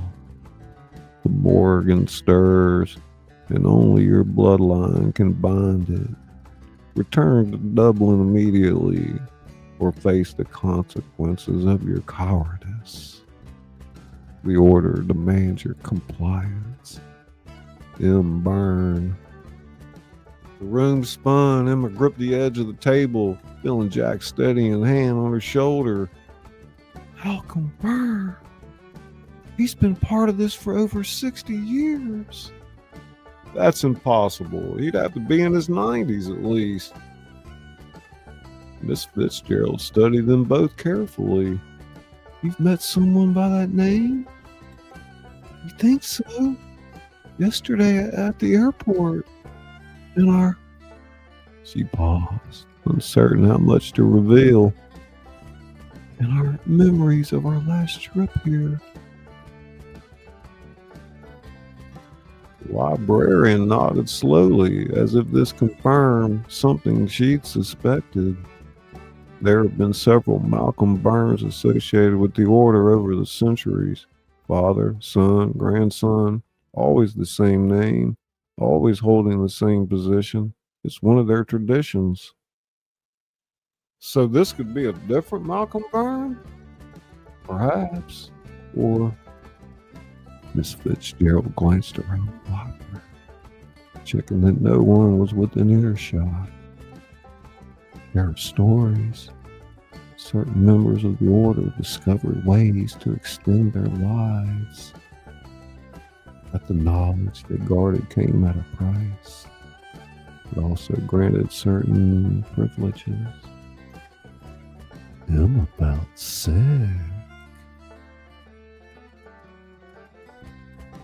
You're saying they found immortality? I'm saying there are stories. Nothing I can prove. But your grandmother clearly believed something dangerous was happening. She fled Ireland 2 days after receiving that letter, and the estate burned the night she left. You think she set the fire? Jack asked. I think she destroyed something that the order wanted, and then she disappeared into America. Changed her name slightly. Never returned to Ireland. Changed her name? What was it before? The librarian pulled out one more document, an immigration record.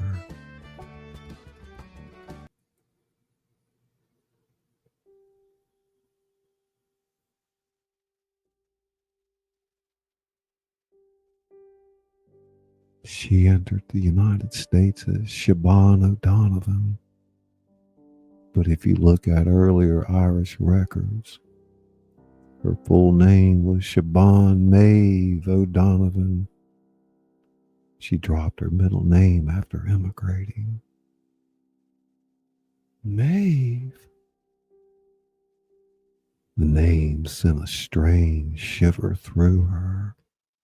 Emma said, "Why is that significant?" Maeve, or Meb is Irish, is one of the ancient names of power. In mythology, Queen Maeve was a warrior sovereign associated with sovereignty in the land itself. Some traditions hold that the name carries actual power, that those who bear it have a connection to Ireland's oldest magic.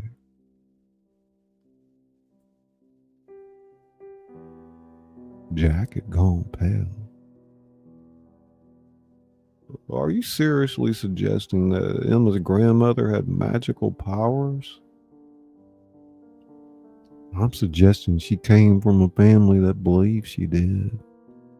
That a secret society was willing to kill to keep her under their control. She looked at Emma directly, which raises the question, why have you come back to Dublin, especially now, just days before the spring equinox? Emma couldn't answer. The pieces were falling into place with horrifying clarity. Her grandmother fled the Order's control, had destroyed something, perhaps knowledge, perhaps artifacts, to keep it from them. Now Emma, carrying the same bloodline, would return to Dublin at the exact time of year when the Order had demanded her grandmother's presence. They've been waiting for me all these years. They've been waiting for the bloodline to return. Emma, we should leave. Right now, get back to the airport and catch the next flight home. But even as he said it, Emma felt the impossibility of that choice. The pull that had brought them here was stronger than ever. A certainty in her bones that running was no longer an option. I can't. My grandmother ran. Look what happened.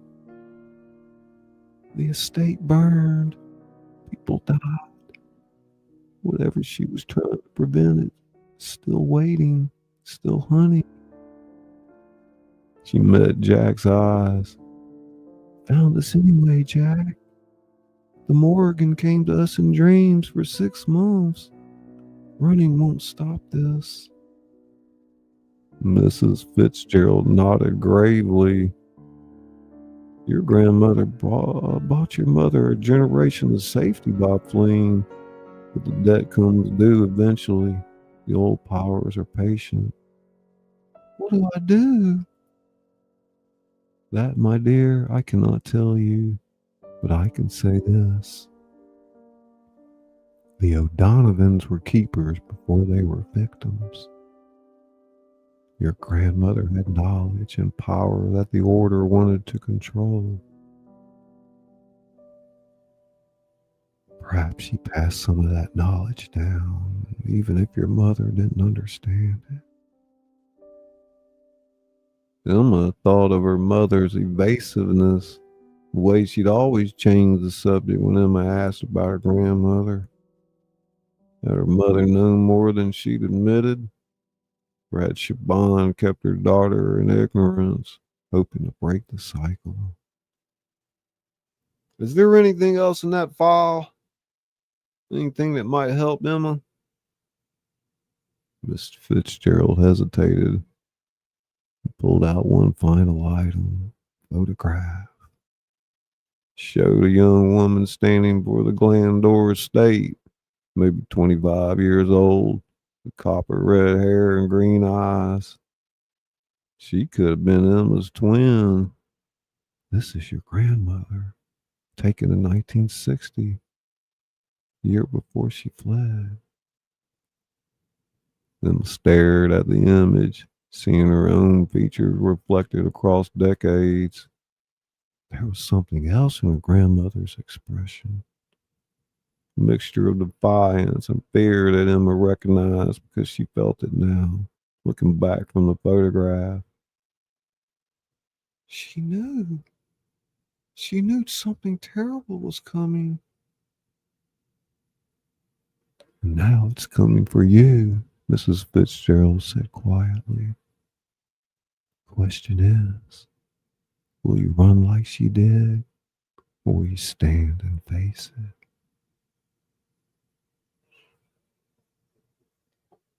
it? Emma carefully folded the photograph and slipped it into her pocket. I don't know yet. First, I need to understand what I'm facing. Then you should visit Temple Bar.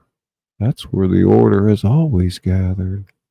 And if they've been watching you since you arrived, I suspect they have. They're expecting you to come. Is that a trap? Jack asked. Almost certainly, Miss Fitzgerald agreed. Sometimes the only way through is forward. The grandmother was a brave child. She saved her family the only way she knew how. But perhaps you're meant to finish what she started. Outside the library, sky had darkened with gathering clouds. Emma clutched the photograph in her pocket as they walked back toward their hotel, her mind churning with revelations.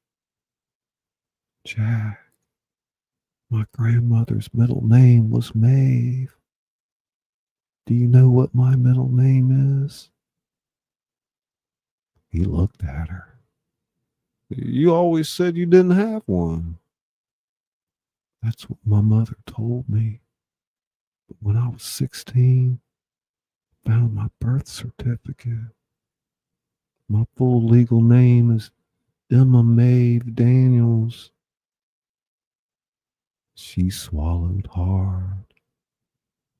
My mother gave me the same name. She passed it down, even though she never told me what it meant. Jack stopped walking. And you're not just of the bloodline, you're the heir to whatever power, whatever duty, whatever curse my grandmother tried to escape. She looked up at the darkening sky.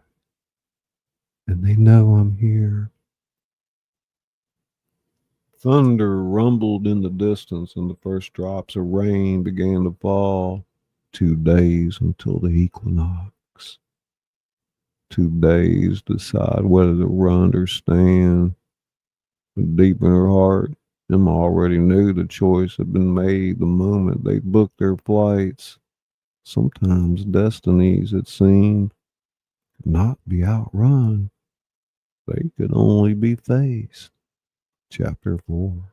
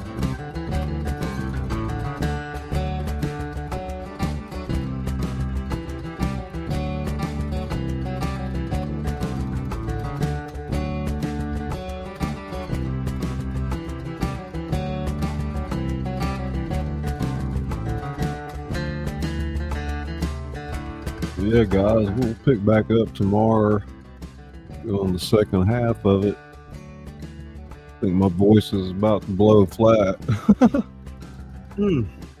For sure. But I would like to say goodbye to all our guests this evening. And let me go back here as far as I can and a little roll call in there and let you know that I appreciate each and every one of you.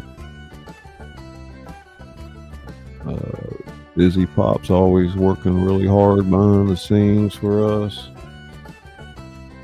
She is involved with multiple things with different creators. Stay tuned. We're going to have a webinar soon with her on some graphic design and learning how to create a professional channel, all the things, all the ducks in a row, the I's dotted, T's crossed, etc. It was crazy at the beginning, huh? But yeah, we've had quite a few people come in tonight. Let's see, let's put some of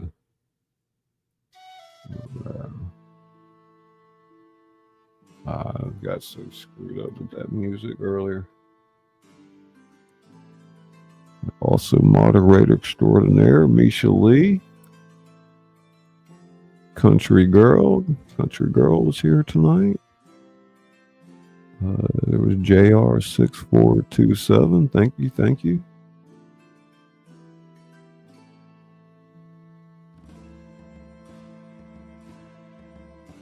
Crafting enthusiast, thank you so much.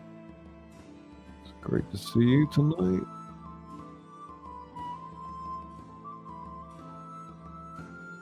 Casper Northerner, it was great that you got to hang out with us. Thank you so much. Jim's Journey Grace. You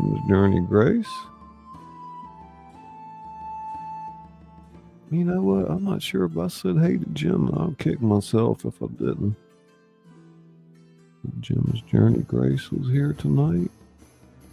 Vicky and Lori's Variety Vibes. Vicky and Lori.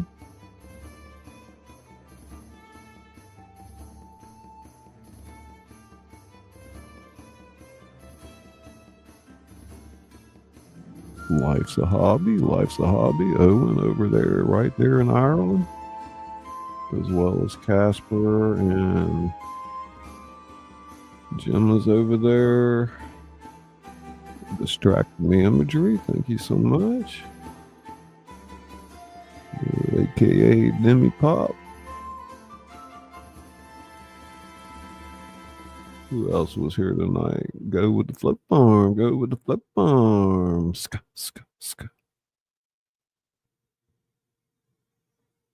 Machine Head 6'9". Machine Head. Spider Pig, moderator extraordinaire. Spider Pig. Misha Lee. Who else? Stay Tuned was here tonight. And there was Flow Farm, member for 5 months. Thank you so much. Marcel, Little Fish in the Kitchen, coming in with that dono. Thank you. James, Master of None. Glad to see you again. There's Deep Health Tips. Welcome to the show.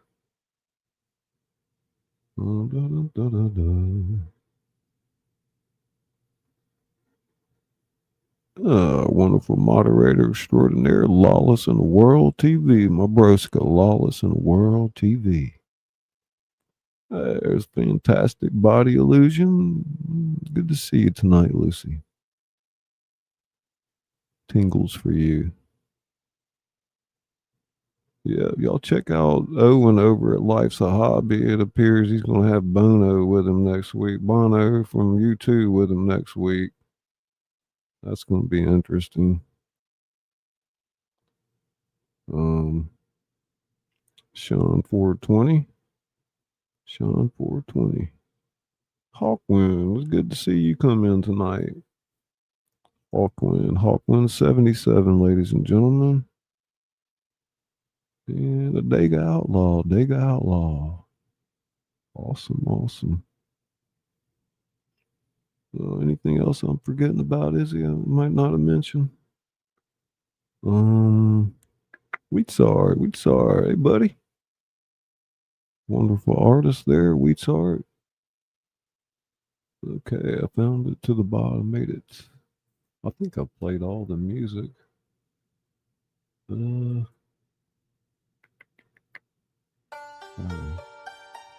that wasn't. Oh boy.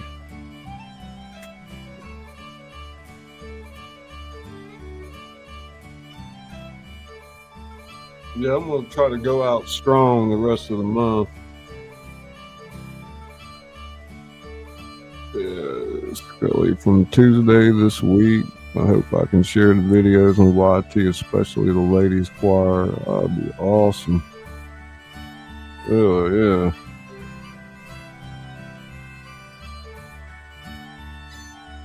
Mm-hmm.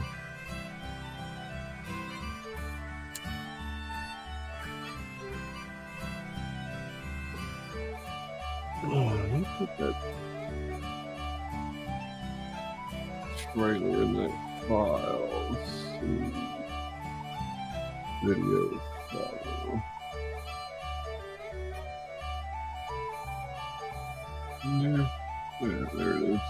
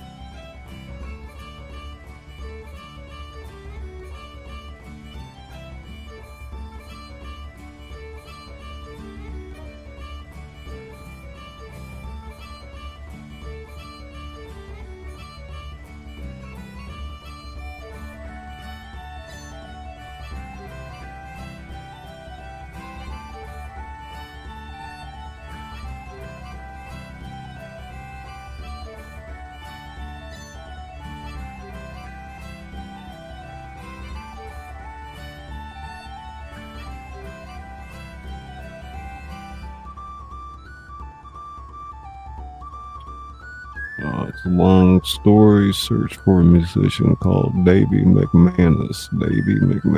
Okay. A little fish in the kitchen.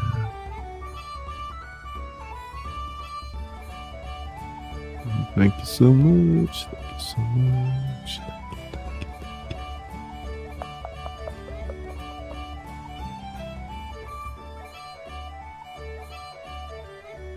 Well, let's go ahead and close her out with our channel song. And y'all have a good evening. See you tomorrow. Probably go on around 10:10 Central. 10:10 p.m.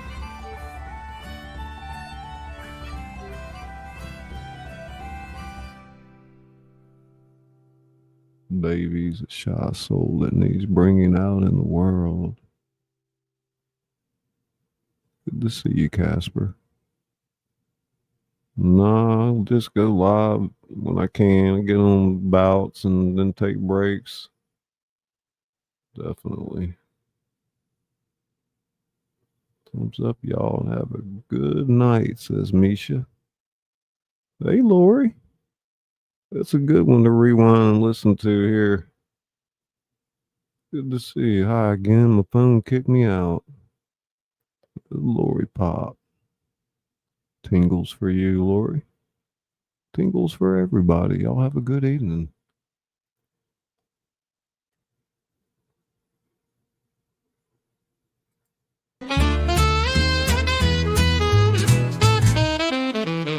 Well, hey there, friend, pull up a chair. It's your boy ScullyPop with stories to share. From the page to the stage, I've done it all.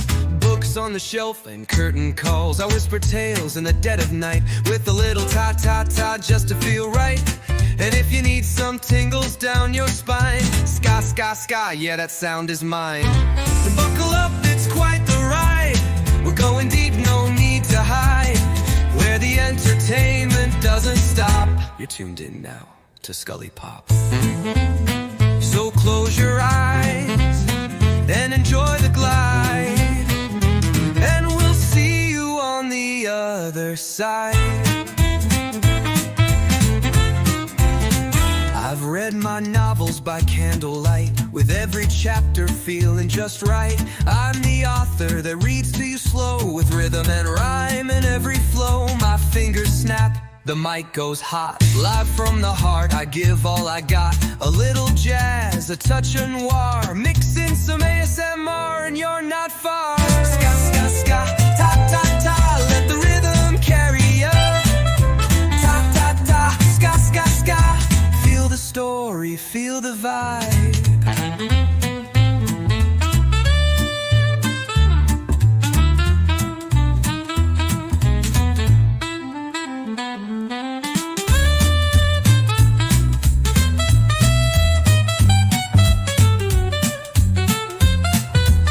Ska, ska, ska.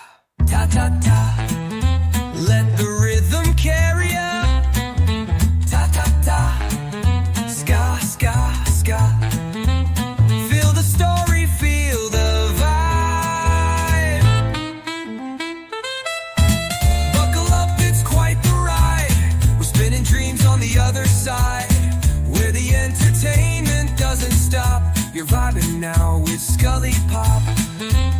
So dim the lights and let it slide, and we'll see you on the other side.